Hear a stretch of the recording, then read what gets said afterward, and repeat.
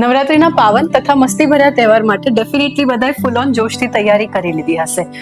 Skin care, dieting, કપડા, steps બધાની, પરંતુ સૌથી મહત્વનું છે આપણા સ્વાસ્થ્યની કાળજી રાખવી. તો સૌ પ્રથમ જેને બીપી, ડાયાબિટીસ કે હૃદયની કોઈ પણ તકલીફ હોય એમણે એમની નિયમિત દવાઓની જોડે જોડે એક રૂટીન ડોક્ટરની વિઝિટ અવશ્ય કરાવી લેવી. કેમ કે નવરાત્રી એ આપણી ટ્રેડિશનલ કાર્ડિયો વર્કઆઉટ છે કે જેમાં સૌથી વધારે આપણી કેલરી યુઝ થાય છે એક્સરસાઇઝમાં. તો એવા સંજોગોમાં જો આપણા વાઇટલ સ્ટેબલ નહીં હોય તો ઉપાધિ થઈ શકે છે. બીજી વસ્તુ છે, જેને એલર્જી કે આસ્થમા રહેતા હોય એમણે એમના પંપ એટલે ઇન્હેલર્સ અને દવાઓ જોડે કેરી કરવી. મને તો સારું છે, મને હવે કશી જ તકલીફ નથી થતી, એવા ખોટા ઓવર કોન્ફિડન્સમાં પ્લીઝ ન રહેવું. કેમ કે ક્રાઉડ, ધૂળ, ધુમાડા, ડસ્ટમાં તમારું એ એલર્જી ટ્રિગર થઈ શકે છે.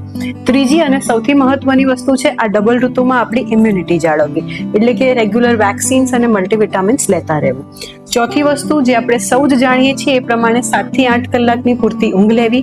હાઇડ્રેટેડ પાણી કે ઓઆરએસની બોટલ આપણી જોડે કેરી કરવી. બેલેન્સ્ડ ન્યુટ્રિશિયસ ડાયટ લેવી, જેને કે સંતુલિત આહાર કહેવાય છે. Green vegetables, fruits, soup, dry fruits છે, ખારેક, ચણા, એ બધી વસ્તુઓનો સમાવેશ થઈ શકે છે.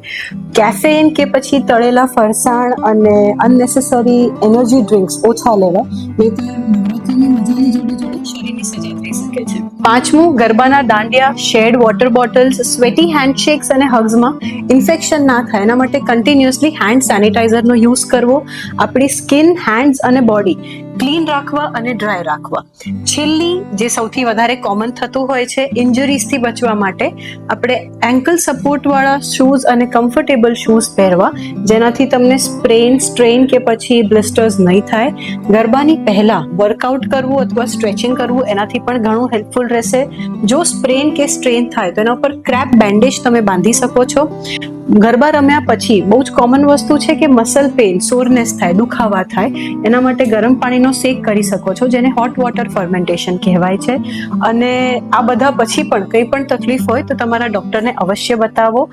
બીપી અને ડાયાબિટીસ વાળા દર્દીઓએ ખાસ 9 દિવસ પછી આ લાઇફસ્ટાઇલ ચેન્જ જે થઈ છે એના પછી એમના એક ડોક્ટરની ક્વિક વિઝિટ ડેફિનેટલી કરી લેવી. નવરાત્રીના ગરબાના સ્ટેપ્સ આપણા હાર્ટ્સ, લંગ્સ અને જોઇન્ટ્સ માટે રિયલ એક્સરસાઇઝ છે, પરંતુ યાદ રાખો મિત્રો, prevention is always better than cure. તમે સ્વસ્થ હશો તો નવરાત્રીના 9 દિવસની મજા બમણી થઈ જશે.